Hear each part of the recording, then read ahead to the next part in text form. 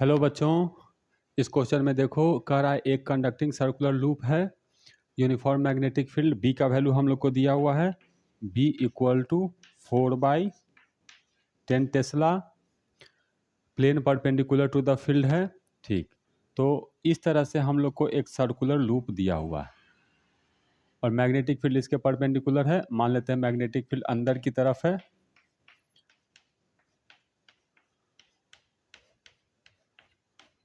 और magnetic field हम लोग को कांस्टेंट दिया हुआ है, बी का वैल्यू है 0.4 यानी 4/10।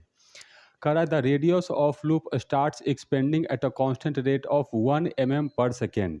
मतलब इसका रेडियस कांस्टेंट नहीं है, रेडियस बदल रहा है। तो D A divided by D T, rate of change of radius, radius बढ़ रहा है तो इसको प्लस लिखेंगे और 1 mm मतलब 10⁻³ मीटर पर सेकेंड के रफ्तार से ये बढ़ रहा है। मतलब एक सेकेंड में इसका रेडियस 1 mm से बढ़ जा रहा है। तो कह रहा है the magnitude of induced EMF in the loop, हमें इंड्यूस्ड ईएमएफ कैलकुलेट करना है लूप में एट द इंस्टेंट व्हेन, कब, जब रेडियस जो है इसका 2 सेंटीमीटर हो तब, मतलब 2 × 10⁻⁻² मीटर जब इसका रेडियस है तो कितना वोल्ट का ईएमएफ इंड्यूस होगा ये हमको बताना है। तो किसी भी इंस्टेंट पे मैं मान लेता हूँ कि इसका रेडियस ए है और इसका एरिया कैलकुलेट करता हूँ। तो इसका एरिया हो जाएगा हम लोग को πa²। तो इससे जो फ्लक्स आएगा, फ्लक्स फाई इक्वल टू हो जाएगा magnetic field B into area pi into a²। अब इस फ्लक्स को मैं डिफ्रेंशिएट कर दे रहा हूँ d∅dt। तो मैग्नेटिक फील्ड कांस्टेंट, पाई कांस्टेंट, लेकिन a वेरिएबल, तो b और पाई तो वैसे ही रह जाएगा और a² का डिफ्रेंशिएशन होगा 2 × a × dA/dt।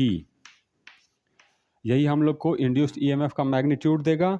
तो इंड्यूस ईएमएफ का magnitude E equal to B कितना दिया है 4/10, पाई का वैल्यू 22/7 इंटू 2, ए कितना दिया हुआ है 2/100 और dA/dt कितना दिया है 1/1/1/30।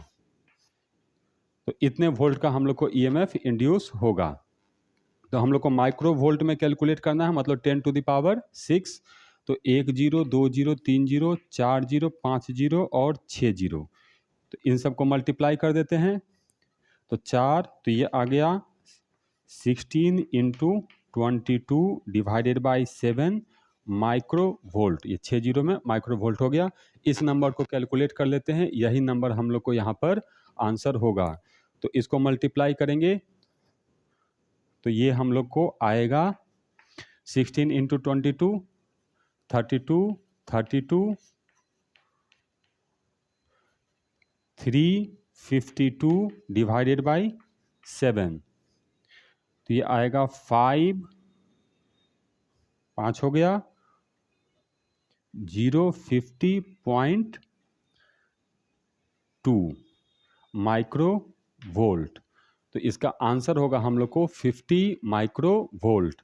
हम लोग को अप्रॉक्सीमेट आंसर अगर पुट करेंगे इंटीजर में तो आंसर होगा 50 माइक्रो वोल्ट।